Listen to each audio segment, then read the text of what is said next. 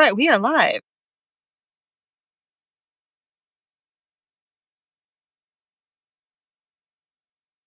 All right, everyone. Remember a few weeks ago when I said I'd be coming live today and there'd be something like exciting and different happening? This is the exciting and different happening.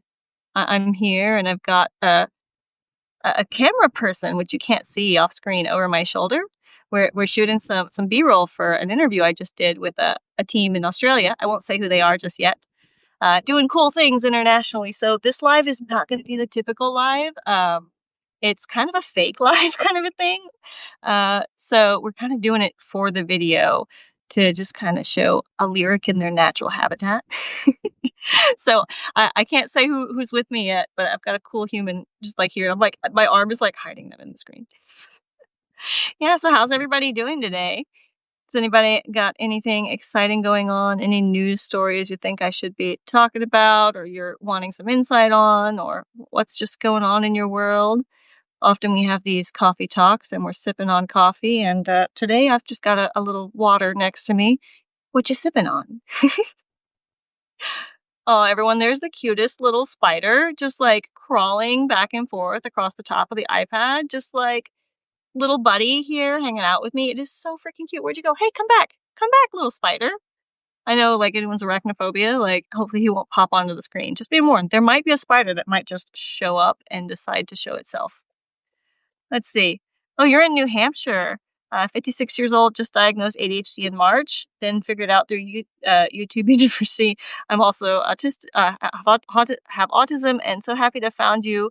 It'll be fun to know that I was chatting with you when you were doing a fake live for your B-roll.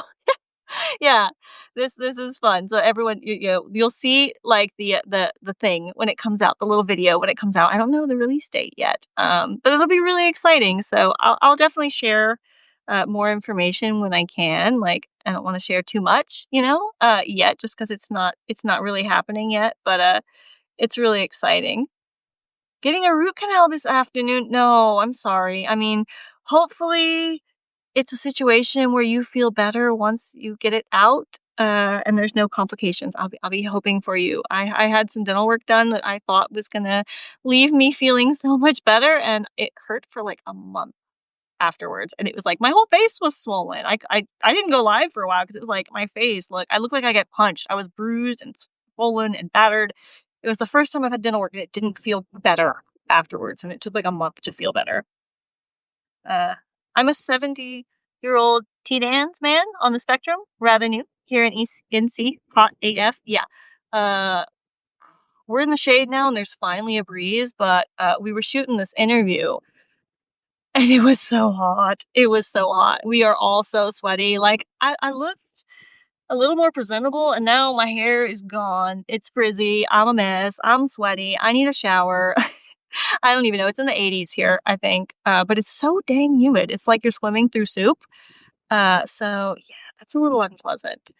Texas though. Texas hot and humid, It's a Texas. Could be worse. Hi, Gwen.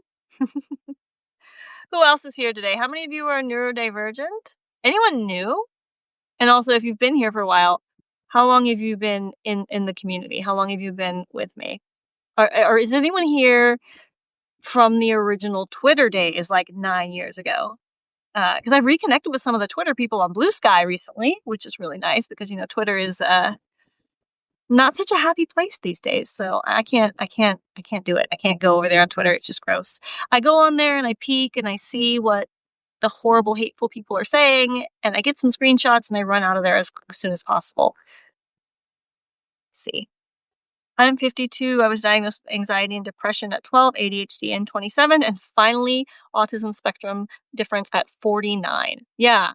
And that's the thing, people like, how can you go your whole life without knowing you're autistic? Certainly you'll know if you're autistic.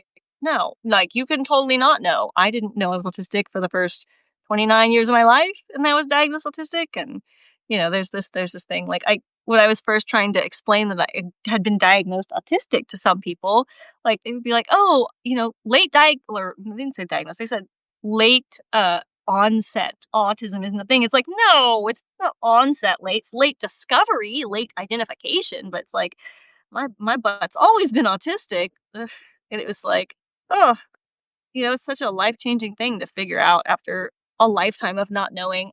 I have community members on Facebook that have said they've learned they're autistic in their, like, 70s, like, 70-something years old. Can you imagine?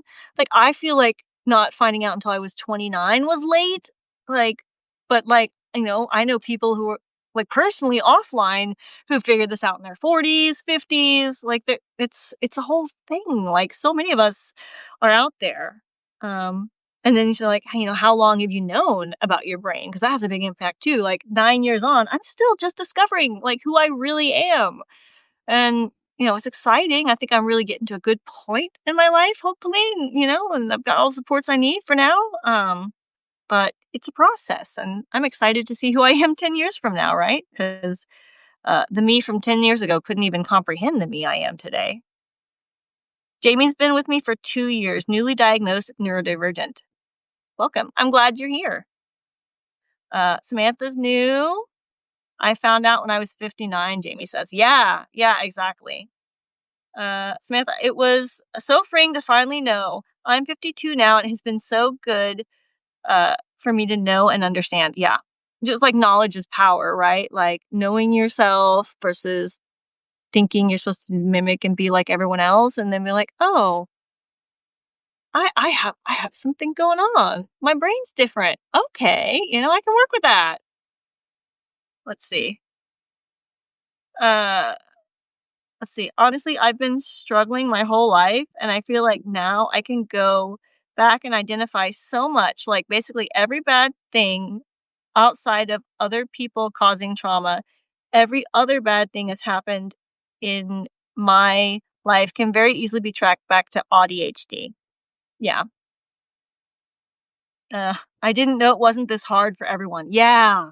That is such a realization, right? That like everyone else is like making it look easy and like then it's like, oh, but they must really be struggling. They just make it look easy, right? Like when I was in school, for example, like when I tried to wear sunglasses in class, right? The teacher's like, oh, nobody else is complaining about the lights. You don't need these. You need to stop complaining. So I'm like, oh, okay, everyone else is uncomfortable but nobody else is complaining. So I'm just being a wimp. I just need to suck it up. I just need to tough it up, right? And so that was my whole life. Like I just need to suck it up. I just need to conceal, don't feel, ignore my needs, ignore my feelings.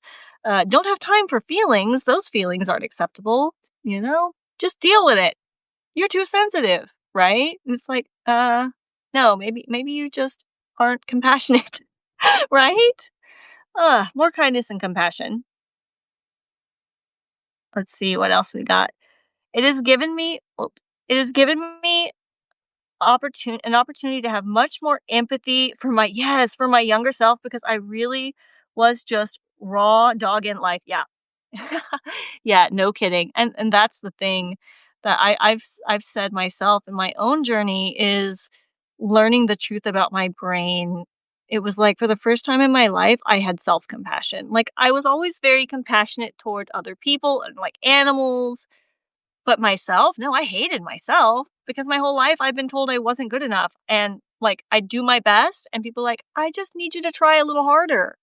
But it's like, how can you try harder when you're already trying your best? Right. And so it's like I internalized my best isn't enough. I am not enough. And so other people told me I wasn't enough. And then I started to believe that I wasn't enough.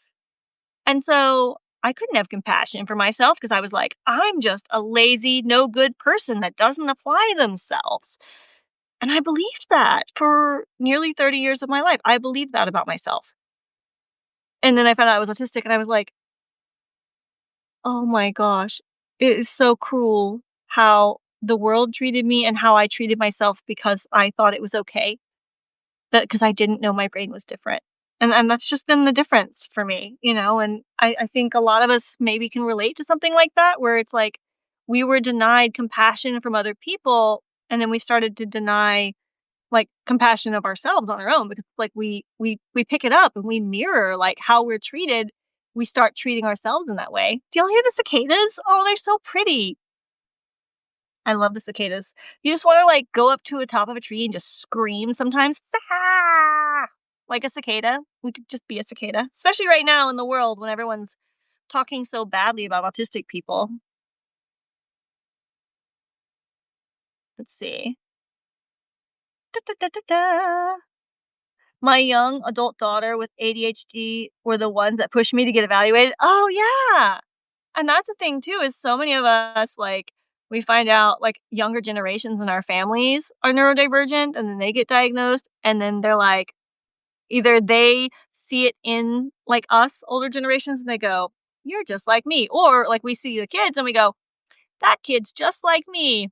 They must get it from somewhere," and then the wheels start turning and we go, "Oh, it makes sense because this stuff's genetic," so uh, yeah, it's just like the connecting. Like when you know more autistic people, like it's easier if you're autistic and don't know to like start seeing, oh, this person who's autistic is just like me.